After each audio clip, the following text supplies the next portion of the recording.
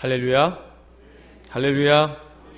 하나님의 놀라우신 은혜와 축복이 오늘 예배하는 여러분들의 모든 삶에 함께 하시기를 주의 이름으로 축원합니다. 함께 우리 옆에 분들과 그렇게 오늘 인사했으면 좋겠습니다. 하나님 때문에 행복한 인생 되세요. 한번 그렇게 인사해 볼까요?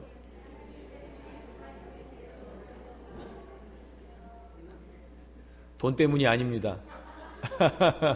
명예나 지위 때문이 아니라 하나님 때문에 행복한 우리 워싱턴 한인성결교회 모든 교우들 되길 주의 이름으로 축복합니다. 신년이 되면서 제가 이번에도 이제 여러분이 신년 서원 헌금 내신 그 봉투를 다 제가 가지고 기도 제목을 다 타이핑을 했습니다. 담임 목사님, 제가 항상 강단에서 여러분들 제목을 놓고 기도하기 때문에 매년 지금쯤 하는 작업이 그 일입니다. 여러분 어떠세요?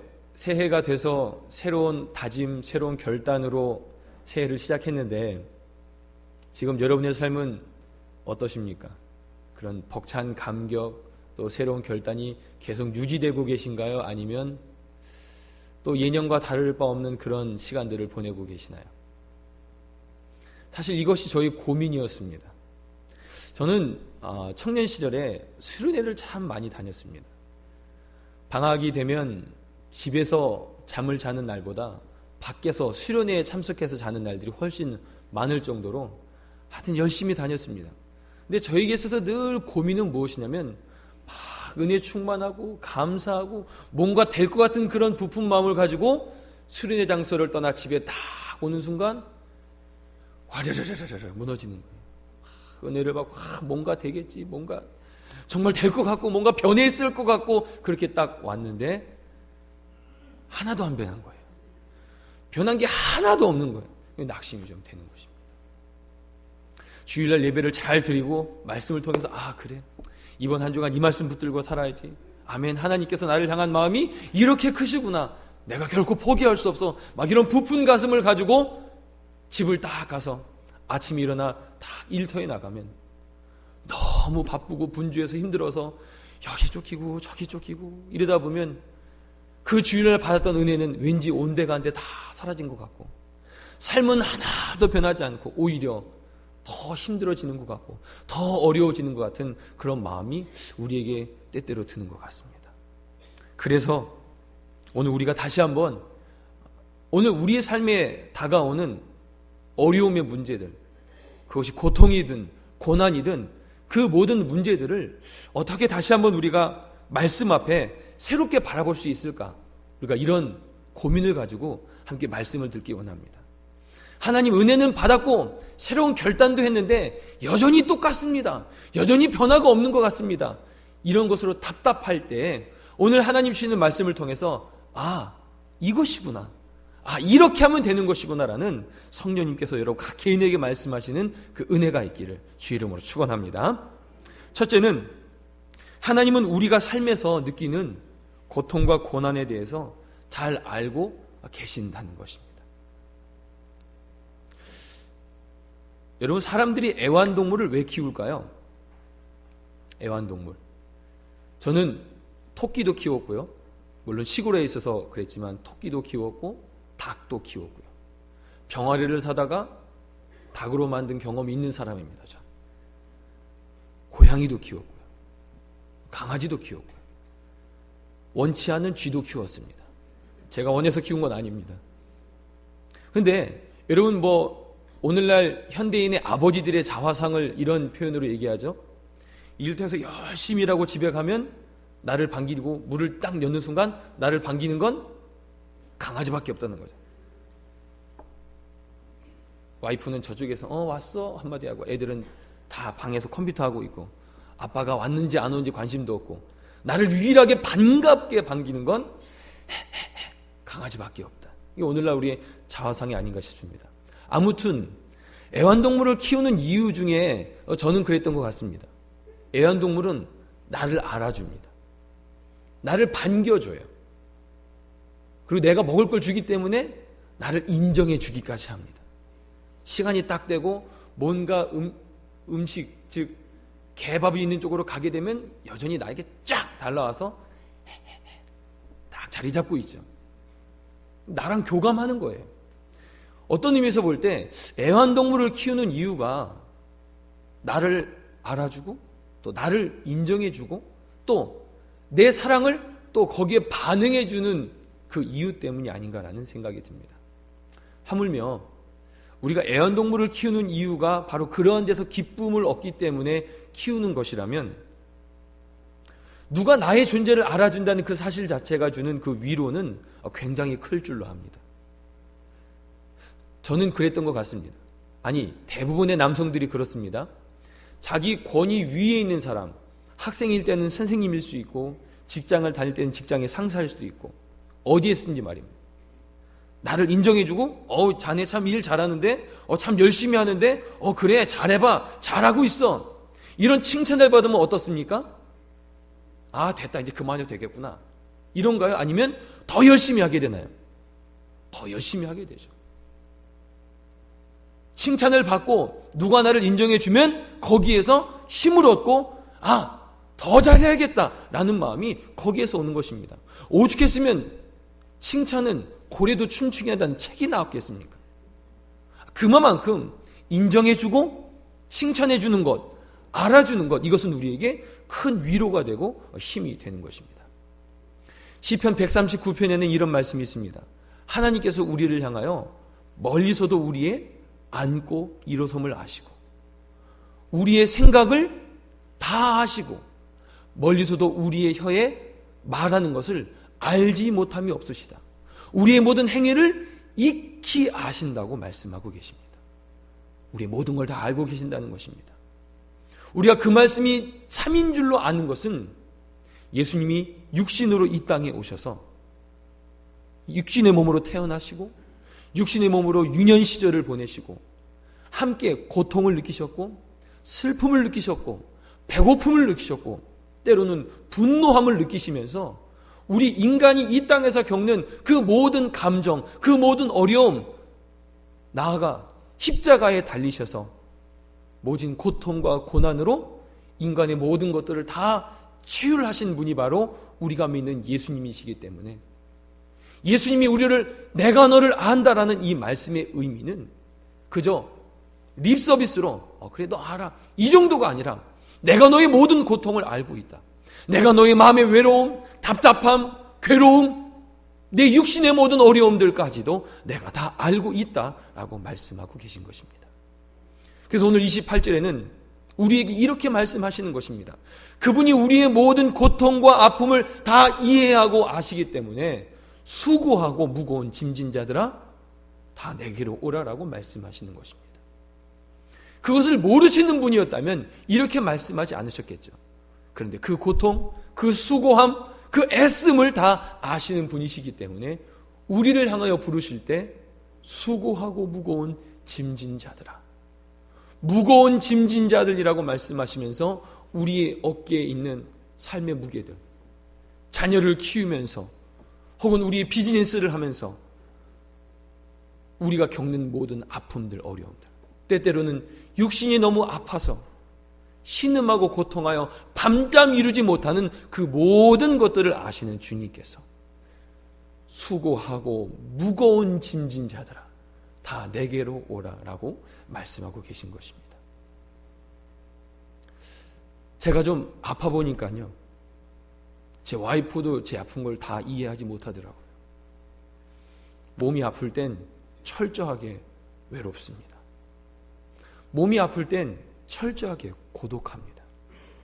이 아픔을 나눠줄래야 나눠줄 수도 없고 그 아픔을 조금 나눠달라고 해도 나눠줄 수가 없는 것입니다. 마음에 있는 그 외로움, 답답함, 속상함, 때로는 분함, 이건 역시 내가 느끼는 정도로 남이 느껴줄 만한, 알아줄 만한 대상이 없는 것 같습니다. 그럴 때 철저히 또 외로움을 느낍니다. 우리 여자 성도님 같은 경우는 갱년기가 오고 애들도 다 키웠고 이제 잘 된 것 같은데 왠지 마음 한켠에 오는 그 외로움들, 이렇게 살아서 뭐하나, 도대체 내 인생은 어디에 있었나, 남편 뒷바라지하고 애들 뒷바라지하고 도대체 나는 뭔가, 그런 고민. 남편은 아니 그렇게 했으면 잘 된 거지. 아이들은 아니 우리가 잘 컸으면 된 거죠. 누가 내 마음을 알아주나. 또 아버지들은 어떻습니까? 일터에 가서 열심히 일하는데 그러고 나서 돌아오면은 피곤함만 있고 일을 하루만 쉬고 싶은데 하루도 마음대로 쉴 수 없는 이 환경 속에 내가 쉬면 우리 애들은 어떻게, 내가 쉬면 우리 집은 어떻게, 이 부담감을 평생 어깨에 지고 있어서 그 부담감을 지고 살아가는 것입니다. 아이들은 어떤가요? 다른 문화권에 살고 있어서 얼굴은 황토색인데 백색 아이들이, 흑색 아이들이 넌 우리랑 틀려, 넌 우리랑 달라, 아니야 나 미국에서 태어났어. 그러면 뭐해? 넌 우리랑 달라. 왠지 다른 문화, 똑같은 것 같지만 다른 사회, 또 다른 것 같지만 또 똑같은 사회, 여기서 겪는 그런 문화적인 어려움 속에서 정체성을 나는 한국 사람인가? 나는 미국 사람인가? 이런 각자의 세대의 각자의 삶의 환경 가운데 우리의 그 무거운 짐들이 우리의 어깨에 있다는 것입니다. 근데 우리에게 위로가 되는 것은 우리의 모든 것을 잘 알고 계신 주님께서 우리를 인정해주고 계신다는 것입니다. 우리의 고통과 아픔과 삶의 무거운 짐들을 알고 계시다는 것입니다. 그분이 우리에게 말씀하시는 것입니다. 내게로 와서 쉬어라. 내가 너희 모든 삶의 무거운 짐을 알고 있다. 내게로 와서 쉬어라 라고 말씀하고 계신 것입니다. 두 번째는 하나님은 우리가 겪는 고통과 고난 속에서 쉼을 얻기 위해 배우라고 말씀하고 계십니다. 사실 오늘 말씀의 29절 말씀은 우리가 달가워하는, 즉 기대하는 말씀은 아닙니다. 아까 설명드린 것처럼 삶의 무거운 짐이 우리 어깨 위에 있는데 우리에게 있어서 참된 쉼, 내가 원하는 쉼은 이것을 어깨에서 벗어내는 것이겠죠. 하나님, 이게 나를 짓눌러서 어렵고 힘든데 주님, 내게 쉼을 주시려면 이걸 좀 벗겨주십시오. 이걸 없애주시는 게 우리에게 쉼이 아닙니까? 라는 우리의 바람이 있지만 오늘 예수님은 그렇게 말씀하지 않고 계십니다. 나는 마음이 온유하고 겸손하니 나의 멍에를 메고 내게 와서 배우라 라고 말씀하십니다. 멍에를 메는 것이 아니라 멍에를 메고 와서 나에게 와서 배우라고 말씀하고 계신 것입니다. 그래야만 예수님은 그 짐들을 메고 와서 배워야만 쉼을 얻을 수 있다고 말씀하고 계십니다. 이것은 결코 쉽게 이해할 수 있는 내용은 아닌 것 같습니다. 그래서 오늘 저는 몇 장의 사진들을 여러분과 함께 보고 싶습니다. 지금 잘 보이진 않지만 사진에 보이는 저 여자 청년은 장한나라는 사람입니다. 유명한 첼리스트입니다.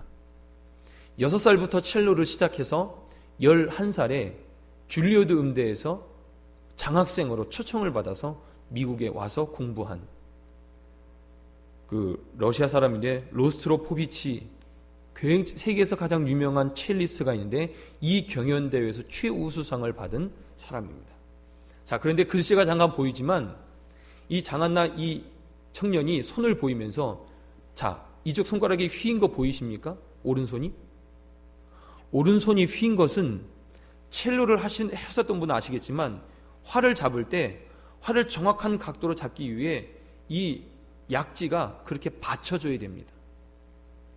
그리고 현을 잡는 이 왼손은 현의 소리를 잘 내기 위해서 계속 이렇게 하기 때문에 손가락 길이도 더 길어질 뿐만 아니라 이 손가락 끝의 모양이 개구리 손가락 혹시 아십니까? 이렇게 동그랗게 되는 거 아시죠? 굳은 살이 박여서 그렇게 되는 것입니다. 지금 그 그림이 그것입니다. 수년 동안을 첼로의 최고가 되기 위해서 열심히 밤새 연습하다 보니 손 모양까지 저렇게 휘어버리게 된 것입니다. 다음 사진입니다. 발 사진입니다. 저 발은 발레리나 강수진 씨의 발입니다. 이 강수진 씨는 독일 최초로 동양인으로서 슈투트가르트라는 그 발레단에 입단한 사람이고, 동양인 최초뿐만 아니라 최연소로 이 입단한 사람입니다. 이 사람은 지금은 이 슈투트가르트 발레단의 수석 발레리나로 있고 뿐만 아니라 독일의 무형문화재로 등재되어 있는 사람입니다. 여러분, 발레하는 사람들은 신을 뭐를 신죠? 토슈를 신습니다. 그 토슈 한번 만져보신 적이 있나요? 딱딱합니다. 그 딱딱한 슈즈에 발을 집어넣고 발끝을 세워 아름다운 모양을 만들다 보니 발가락이 저렇게 되어버린 것입니다. 굳은 살뿐만 아니라 뼈가 어그러지고 거기에 이렇게 박혀서 저게 정상적인 사람의 발이라고 보기에는 너무나 솔직히 말하면 흉측스러울 정도로 변해버린 발의 모습입니다. 다음 사진입니다. 지금 보는 왼편에 있는 사진은 골퍼 최경주 씨의 발입니다. 골프 하시는 분 아시겠지만 스윙을 해서 딱 제끼면 기준되는 발이 있죠. 발이 딱 꺾이게 되어 있습니다. 맞죠? 꺾이게 된 발이 계속적인 연속 스윙으로 말미암아 발톱이 발로 파고 들어가고 수술하고 빼내는 자국, 결국 끊임없는 골프 연습을 통해서 손에 굳은 살 박인 거는 뭐 당연하고 골프 선수가 왜 발이 그래요 그럴지 모르겠지만 결국 그 기준 삼은 발이 발가락이 된 저렇게 된 모양입니다. 그 옆에 사진은 스피드 스케이팅 선수의 발바닥입니다. 여러분 노란색 보이시나요? 전부 군살입니다. 스피드 스케이트를 신고 얼음을 딛고 계속적으로 몇 날 며칠 몇 년 동안을 스케이팅을 타다 보니 발바닥이 바로 저렇게 되어버린 것입니다. 마지막 사진입니다. 국가대표 유도 선수의 귀입니다. 귀 모양이 어떤가요? 저걸 가리켜 보니까 이계혈종이라는 질병은 아닌데요. 그 현상입니다. 결국 귀파귀에 피가 차서 부푼 현상입니다. 저런 현상을 나타낸 사람도 어떤 사람들이냐면 유도 선수, 레슬링 선수, 권투 선수, 이종 격투기 선수, 계속적으로 자극을 받고 이 매트에 귀가 이렇게 문대져서 귀가 저렇게 된 것입니다. 제가 본 음악을 하는 사람들, 운동을 하는 사람들의 모습들입니다. 제가 특별히 이렇게 뽑은 사람들은 적어도 한국인으로서 자기가 있는 영역 가운데 인정받는 사람들인 것입니다. 자, 그들에게는 아픔이 있었습니다. 손가락에 휘고 고통이 있고 발가락은 다 무뎌지고 발톱이 빠져버릴 정도로 연습을 하고, 자, 그것이 그들의 사실 고난입니다. 그냥 그렇게 되어지는 것이 아닙니다. 저도 86년도부터 기타를 치게 되니까 왼쪽 손은 여러분 약간 노란색으로 보이십니까? 군살입니다. 군살이 살이 된 것입니다. 그런 시간들이 지나면서 현을 잡아도 아프지 않은 상태가 되는 것입니다. 오랫도록 자기가 하는 그 일들에 최선을 다할 때 어려움이 있습니다. 아픔이 동반합니다. 반드시 힘겨운 시간들이 있습니다. 우리말로 바꾸면 그것이 삶에 있어서 문제이고 고난이고 고통일 수 있다는 것입니다. 그런데 중요한 사실들은 고통이 있고 고난이 있지만 그것이 마지막이 아니라는 것입니다. 발이 뭉그러지고 손가락은 휘고 비대칭으로 손가락이 자라나는 이런 아픔이 있지만 결국 그러한 노력을 통해서 오히려 그런 고통과 고난의 시간들은 그로 말미암아 그 일들을 가장 잘 할 수 있도록 변하게 했다는 것입니다. 평범한 발로 평범한 손가락으로 그런 놀라운 음악을 연주하거나 그런 스피드를 내거나 그런 공을 멀리 쳐내는 그런 것이 아닙니다. 오히려 그런 고난과 고통의 시간들을 통하여서 겪게 되어지는 열매는 더 나은 열매, 더 귀한 모습, 남들이 흉내낼 수도 없는 최정상의 그런 위치에까지 서게 했다는 것입니다. 이것이 오늘 저와 여러분이 나누고 싶은 내용인 것입니다. 오늘 우리 삶에 오는 고통, 고난, 아픔의 문제들을 어떻게 해석해야 될까? 새해가 시작해서 뭔가 변할 것 같고 뭔가 새로울 것 같지만 여전히 변하지 않는 그 삶의 환경들을 바라보면서 여전히 그것들을 바라볼 때마다 내가 힘들고 내가 아프고 내가 어려운데 뭐가 바뀌었나? 우리가 어떻게 이 2012년 새해를 다시 시작해야 될 것인가라는 이 물음 앞에 우리의 고통과 고난과 어려움을 잘 이해하는 것만이 우리에게 있어서 승리하는 삶의 비결이 된다는 것입니다. 오늘 29절에는 멍에를 메고 내게 와서 배우라. 그러면 너희가 쉼을 얻으리니. 그렇게 우리의 삶 속에 경험되어지는 고통, 고난, 어려움의 문제들을 메고 주님 앞에 나아가면 우리에게 우리의 마음이 쉼을 얻는다고 먼저 말씀하십니다. 첫째는 마음인 것입니다. 주님께 나아갈 때 우리에게 얻는 첫 번째 은혜는 마음의 쉼을 얻는 것입니다. 여러분 기억하십시오. 은혜를 받는 그 즉시로 환경이 먼저 변하는 것이 아니라 은혜를 받으면 우리의 마음이 변하고 마음의 쉼을 얻는 것입니다. 그리고 30절 말씀이 이렇게 되어 있습니다. 이는 내 멍에는 쉽고 내 짐은 가벼움이라.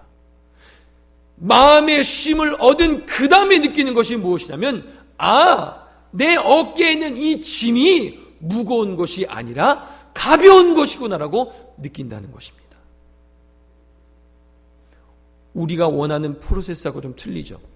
이게 벗어지면 가볍구나가 아니라 하나님께 나아가면 그 은혜를 받으면 우리 마음에 먼저 쉼을 얻고 그 우리 마음에 먼저 평안을 얻은 그 다음에 내 삶의 문제들이 가볍다는 사실들을 깨닫게 된다는 것입니다. 이게 오늘 말씀의 진리인 것입니다. 여러분, 우리가 기도하는 포커스는 무엇입니까? 지금 문제가 되는 환경을 바꿔달라고 먼저 기도합니다. 우리는. 하지만 문제의 환경을 변해달라고 아무리 기도해도 쉽게 변하지 않습니다. 하나님도 살아계신 걸 내가 믿고 내가 기도를 진정성 있게 하는 것도 맞고 기도를 대충 하는 것도 아니고 많이 하는 것인데 환경은 왜 이렇게 쉽게 변하지 않을까? 기도의 포커스가 바뀌어야 되어지는 것입니다. 하나님을 먼저 사모하는 것입니다. 삶의 환경, 나로 고난, 나로 고통을 주는 어떤 삶의 환경이 바뀌면 내가 바뀌겠다가 아니라 이 모든 환경 가운데 주님, 내 마음을 먼저 변화시켜 주시옵소서. 성령으로 날 먼저 새롭게 하여 주시옵소서. 하나님의 은혜를 먼저 깨닫게 하여 주시옵소서.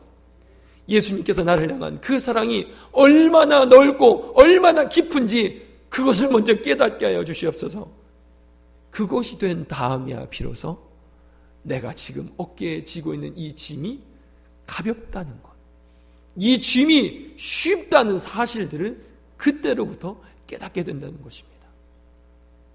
하나님이 우리 인생을 통해 일하시는 과정이 우리가 기대하는 것과는 다르지만 분명한 사실은 하나님의 은혜를 받고 성령에 충만한 사람들은 삶의 모든 문제를 기쁨으로, 감사함으로 받을 수 있게 되어진다는 것입니다.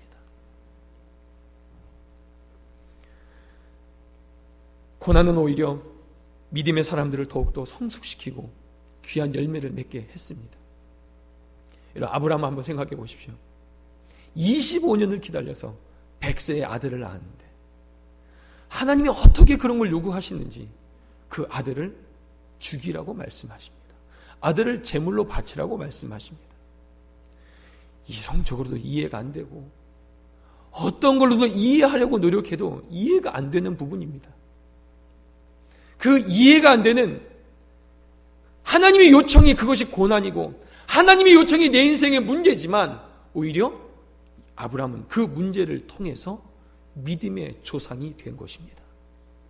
만약에 그 문제가 아브라함에게 다가오지 않았더라면 아브라함은 믿음의 조상의 그 반열에 오르는 데 있어서 오르지 못했을지도 모릅니다. 오히려 그 테스트가, 그 시험이, 그 문제가, 그 고난이 그에게 있었기에 비로소 그로 말미암아 믿음의 조상이 된 것입니다. 여러분, 여호수아를 생각해 보십시오. 여호수아는 모세가 죽고 나서 백성들이 우리에게 이제 지도자가 없구나, 어떻게 하지? 웅성웅성대고 막 좌충우돌할 때 여호수아가 이제 지도자가 됐습니다. 그런데 어느 누구도 여호수아를 가리켜 당신은 모세와 같은 지도자라고 인정해 주지 않았습니다. 그런데 어떻게 합니까? 요단강을 건너야 될 때가 왔습니다. 성경에 보면 요단강은 어땠습니까? 왜 하필 그때 물이 더 늘어났는지 한 번도 강을 건너본 적도 없는데 강은 흐르고 있고 그 강을 건너야 된다는 것입니다. 하나님께서 여호수아에게 말씀하셨고 여호수아가 제사장들에게 명합니다. 언약궤를 메고 강에 발을 디뎌라. 강은 흐르고 있었는데 발을 디디라는 것입니다. 여러분 생각해 보시면 모세보다 저는 여호수아가 더 놀라운 것 같습니다. 모세는 지팡이를 들었을 때 물 갈라진 거 보고 건넜습니다. 그렇죠? 모세는 갈라진 것을 보고 건넜어요. 근데 여호수아는 어떻게 했죠? 갈라지기 전에 믿음으로 발을 강물에 담근 것입니다. 강을 건너서 가나안 땅에 들어가니 어떤 성이 기다리고 있었습니까? 여리고 성이 있었습니다. 우리 힘으로, 우리의 군사력으로 감히 넘볼 수도 없는 그런 성이었었습니다. 여호수아에게 있어 요단강이, 여호수아에게 있어서 여리고 성이 그에게 문제였고 고통이고 고난의 어떤 어려움의 원인이 되었지만 오히려 그 일들을 통해서 여호수아는 백성들의 지도자로 칭송을 받게 되어지는 것입니다. 그 고난이 그에게 다가오지 않았더라면 그는 아마 모세와 같은 지도력을 인정받기 어려웠을 것입니다. 하지만 고난 앞에, 문제 앞에 그가 담대하게 나아갔고 결국 그 일들, 그 고난이 오히려 그를 지도자로 만든 것입니다. 사도 바울은 복음을 전하다가 이송되는 가족 가운데 배를 타게 됩니다. 배를 타는데 어떤 일이 생기냐면 유라굴로라는 광풍을 만납니다. 그 광풍을 만나면서 모든 사람들이 그렇게 말합니다. 이제 우리가 살 여망이 없어졌다, 끊어졌다라고 말합니다. 이제 우린 다 죽었구나. 사람들이 물건을 버리기 시작합니다. 내가 살아야 되는데 지금 이렇게 가져온 물건들이 뭐가 필요해? 짐을 다 버립니다. 어떻게 하면 좀 살아날 수 있을까? 어떻게 하면 내 생명을 좀 유지할까? 그때 사도 바울을 통하여 하나님께서 메시지를 주십니다. 괜찮다. 너희가 죽지 않는다. 좀 있으면 당도하게 될 것이다. 결국 사도 바울을 통해서 어쩌면 사도 바울 그 자신도 흔들리는 배에 광풍을 만나서 생명의 위협을 느꼈을지 모르겠지만 오히려 그 광풍이 배에 있는 그 모든 사람들을 주께로 인도하는 계기가 된 것입니다. 우리 생각엔 광풍이 있어. 이제 우린 죽었다. 이제 끝났다. 이제 우린 더 이상 살 수 없다. 어떻게 하면 내가 살 수 있을까? 그 관심을 가질 그때 오히려 사도 바울은 그 광풍을 통하여 광풍을 만남으로 말미암아 배에 있는 모든 사람들을 구원하게 되는 놀라운 역사가 나타나게 된 것입니다. 우리가 너무나 잘 아는 것처럼 예수님은 십자가라는 고통과 고난을 통해서 우리의 죄를 사해 주셨고 우리로 영원히 구원받게 하신 것입니다. 오늘 저와 여러분은 우리 삶에 오는 고통, 고난, 이 문제들을 다시 해석할 수 있길 바랍니다. 나를 힘들게 하는 것, 나로 좌절하게 하는 것, 나로 낙심하게 하는 것이 아니라 오히려 찬송가에 있는 것처럼 503장의 4절 말씀에 이 풍랑 인하여 더 빨리 갑니다. 내게 주신 이 고난, 내게 주신 이 어려움들은 오히려 나로 하여금 더 나를 굳세게 하고 더 나로 하여금 하나님의 사람으로 세상에 증거하는 기회가 되는 하나님의 축복의 통로라는 사실들. 이 어려움이, 이 고통이, 이 아픔이 나를 성숙시키고 나를 다듬고 나로 더 하나님의 사람으로 거듭나게 하는 믿음의 기회가 된다는 사실들을 여러분 인정하시고 고백할 수 있는 여러분들에게 주 이름으로 축원합니다. 제가 그럼 마지막 그림을 여러분에게 하나 더 보여드리고 싶습니다. 이 마지막 그림은 아이들이 지금 은서나이 한 4살 되는 아이들이 하는 그림입니다. 숫자에 따라서 선을 그어 그림을 완성하는 것입니다. 제가 이 말씀을 한 주간 동안 계속 묵상하면서 하나님, 그럼 우리 인생의 고난의 문제, 어려움의 문제를 어떻게 이해할까요? 근데 저 그림이 생각났습니다. 저 그림을 잘 그리는 방법은 무엇이죠? 점이 찍혀 있어야 되고 그 점을 순서대로 그리면 그림이 완성되는 것입니다. 어쩌면 하나님께서 우리를 이 땅에 보내시고 이런 큰 밑그림을 우리에게 주신지를 모르겠습니다. 여러분 각자에게 말입니다. 그리고 우리 각자에게 있어서의 고난들, 아픔들, 외로움들, 슬픔들, 그 모든 고통이 그것을 잘 이겨낼 때마다 우리의 다음 그림의 점이 찍혀지는 것 같습니다. 고난이 너무 많은 사람들은 여러분 점이 많이 찍혀있으면 저 그림은 어떻게 될까요? 더 디테일하게 그려지는 거예요. 점이 대충 뚝뚝뚝 그리면은 그냥 대충 그려지는 것이겠지만 점이 세세하게 찍히면은 그 그림은 정말로 그냥 자기가 그린 것처럼 그린 그림이 될 것입니다. 우리의 지나왔던 고난의 흔적, 우리의 지나왔던 아픔의 흔적, 우리가 넘어왔던 인생에 경험했던 모든 산들은 마치 인생의 하나의 점과 같이 찍혀져서 마침내 주님 앞에 섰을 때 주님 이것이 우리 인생의 그림입니다. 주님이 내게 설계하신 마스터피스입니다. 걸작입니다. 라고 우리가 주님 앞에 우리 인생을 내어드릴 수 있게 될 줄로 믿습니다. 지금은 내 인생에 도대체 무슨 그림이 그려지고 있는 과정인가? 내 인생의 이 점은 왜 이렇게 많이 찍히면 되는가? 지금은 다 해석할 수 없고 지금은 다 이해할 수 없어도 마침내 하나님께서는 우리 인생에 이미 이 땅에 우리를 보내셨다는 사실 자체가 우리를 향한 그 밑그림이 있고 우리 인생에 경험되어진 그 모든 인생의 고통의 한 점, 외로움의 한 점, 슬픔의 한 점, 그 한 점 한 점을 우리가 잘 이겨나갈 때마다 그 그림을 통해서 우리 인생의 가장 아름다운 그림을 그려내게 하실 줄로 믿습니다. 오늘 2012년도 새해를 시작하는 이때 다시 한번 우리의 마음을 새롭게 결단하기 원합니다. 여전히 변하지 않을 것 같은 내 상황 속에 있는 고통, 아픔, 슬픔, 육신의 곤고함, 주님 이 모든 것들을 통하여 내 인생에 더 크고 더 분명하고 더 확실한 하나님의 믿음의 그림을 그려 주 앞에 영광 높여드릴 수 있는 우리 되게 하여 주시옵소서. 그래서 고통 때문에 넘어지는 것이 아니라 아픔 때문에 쓰러지는 것이 아니라 그것들을 딛고 일어서 마침내 성공했을 때 자 보십시오. 그때의 고통의 흔적입니다. 그때 아픔의 흔적입니다. 하지만 이것이 지금의 나를 만들었습니다 라고 많은 사람들 앞에 주님을 드러내고 영광 높여드릴 수 있는 우리 워싱턴 한인성결교회 모든 교우들 되기를 주님의 이름으로 축원합니다. 함께 우리 기도하겠습니다. 함께 우리 기도할 때 하나님 내 삶에 여전히 변하지 않는 삶의 환경들이 있습니다. 내 육체가 너무 곤고합니다. 피곤합니다.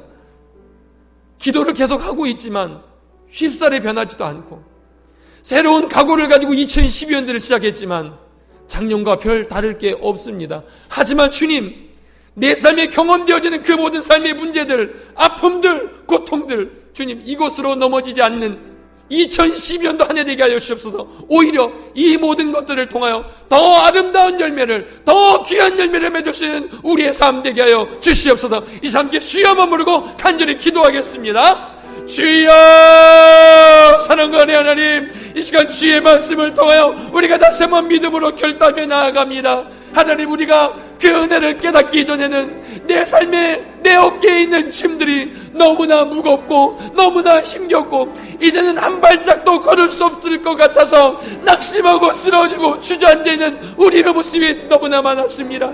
2012년도가 되어서 이제 뭔가 새롭게 시작할 수 있을 것 같고 뭔가 새로운 일들이 나타날 것 같지만 하나님 이제 한 주가 지난 지금 아무것도 새로워진 것이 없고 아무것도 달라진 것이 없고 아니 이전에 아팠던 몸은 더 아픈 것 같고 경기의 어려움들은 더 어려운 것 같고 내 삶에 우리의 자녀들도 쉽게 변하지 않고 하나님 여전한 그 문제들 가운데 내가 낙심하게 되고 내가 하는 힘겨움에 하는 주저앉게 됩니다. 하지만 주님 오늘 주님 우리에게 주신 말씀을 통하여 우리에게 다가오는 고통과 고난의 문제들을 어떻게 이해할 것인가를 우리가 다시 한번 말씀을 통하여 그 진리를 깨닫습니다. 우리가 이 모든 삶의 문제들을 가지고 주 앞에 나아갈 때 먼저 예수 그리스도의 은혜와 사랑으로 우리의 마음에 힘을 얻게 하여 주시옵소서. 세상이 줄 수 없는 주님의 평강으로 우리를 붙들어 주시옵소서. 하나님 그리하여서 우리의 그 평강의 평강을 인도하시는 그 하나님의 은혜로 말미암아 오히려 지금 우리의 어깨 위에 있는 모든 짐들을 능히 지고 나갈 수 있는 힘과 지혜를 배워나갈 수 있는 우리가 될 수 있도록 주님 역사하여 주시옵소서. 사랑하는 하나님 신년이 되어서 뭔가 새로워질 것 같은 기대가 있고 또 그런 소망으로 살아가고 있지만 기도도 끊임없이 하고 있지만 쉽게 변하지는 않는 것 같습니다. 별 다를 것 없는 그저 달력이 새로 바뀌었을 뿐 우리 삶이 변하는 것이라고는 없는 것처럼 느껴져 우리 마음이 허망할 때가 있습니다. 하지만 주님, 똑같은 현실일지라도, 똑같은 고통의 문제일지라도 주님으로 말미암아 우리 마음에 쉼을 허락하여 주시옵소서. 주님으로 말미암아 우리 마음에 벅찬 감격과 평안함을 누리게 하여 주셔서, 그래서 그 짐이 내가 능히 지을 수 있는 짐임을 깨달아 알게 하여 주시오매, 고통 가운데 담겨있는 하나님의 축복들을 발견할 수 있는 2012년도 한 해가 될 수 있도록 주님 역사하여 주시옵소서. 믿음의 사람들은 고통으로 넘어지지 않고 오히려 고통을 넘어서서 더 위대한 열매를 맺게 된 것처럼 오늘 우리의 삶에도 주님 동일하게 역사하여 주셔서 2012년도는 고통 때문에 넘어지는 인생이 아니라 고통 때문에 더 잘되는 인생, 낙심 때문에 더 힘겹게 일어나는 인생이 아니라 더 귀한 열매를 맺는 인생으로 되어지도록 주님 역사하여 주시옵소서. 우리 가운데 함께 하시고 올 한 해 더욱더 귀하게 역사하실 주님을 찬양하오며 예수 그리스도 이름으로 간절히 기도하옵나이다. 아멘.